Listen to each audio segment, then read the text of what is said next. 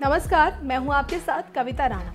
दुनिया भर के सुरक्षा एजेंसियां और देश अपनी सुरक्षा पर अरबों रुपए पानी की तरह बहाते हैं और तब जाके अपने देश की सुरक्षा कर पाते हैं। सुरक्षा के लिहाज से देश की सीमा और देश के अंदरूनी हिस्सों में सुरक्षा के लिए पुलिस ही नहीं, कुत्तों की भी मदद ली जाती है, जिसमें कई नस्ल के कुत्तों को शामिल किया जाता है और इन कुत्तों को बकायदा ट्रेनिंग दी जाती है और सेना हो या लोकल पुलिस, उन्हीं की तरह सब कुछ सुविधाएं दी जाती हैं, जैसे कि एक जवान को दी जाती है। ये कुत्ते ट्रेनिंग पाकर देश ही नहीं बल्कि अपने डिपार्टमेंट की भी भरपूर मदद करते हैं और आज हम ऐसे ही शानदार और जाबाज और बहादुर कुत्तों की कहानी सुनाने जा रहे हैं।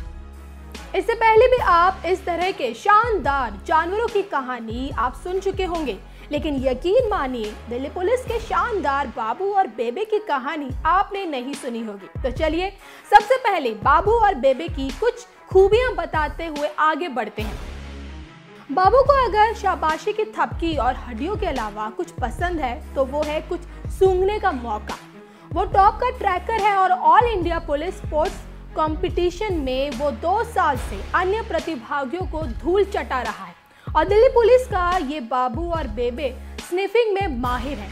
और हाँ, आपको बता दें कि स्निफिंग उसके परिवार की खासियत है। बाबू की बहन बेबे ने भी 2018 में आयोजित डॉग प्रतियोगिता में 3रा स्थान हासिल किया था। हम आपको यहाँ पर यह भी बताते चलें कि देश के स्निफर डॉग प्रतियोगिता में 40 प्रतिभागियों ने भाग लिया और दिल्ली पुलिस ने लैब्राडोर बाबू और बहन बेबे ने अपने मेडल्स के साथ पोज दिया था। दोनों की पर्सनालिटी बिल्कुल अलग है। तो दिल्ली पुलिस में इनकी देखभाल करने वाले पुलिस का कहना है कि कई कुत्ते किसी अपराध को ट्रैक करने में काफी वक्त लगाते हैं, लेकिन बाबू और बेबे अपराध के घंटों बाद गंध सूंघ कर अपराधियों तक पहुंचा देते हैं। दोनों की देखभाल पंजाब में हुई है और मेरठ में आर्मी की वेटरनरी यूनिट में इन्हें ट्रेनिंग मिली है। दोनों दिल्ली पुलिस के ही 9 यूनिट में साल 2017 से हैं और दोनों दिल्ली पुलिस के लिए सुपरस्टार्स हैं। दिल्ली पुलिस के पीआरओ का कहना है कि हम बाबू और बेबी की देखभाल को प्रतिस्पर्धाओं के लिए ट्रेनिंग देने के लिए उत्साहित करते हैं। दोनों की नस्ल अच्छी है और दिल्ली पुलिस के लिए ये एक मूल्यवान संपत्ति है।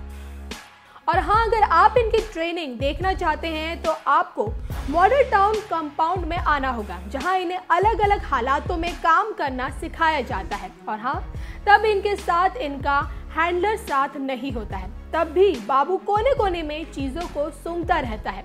वो ऊर्जा से भरपूर है और ना कहने पर भी बाधाओं को कूद कर पार करता रहता है।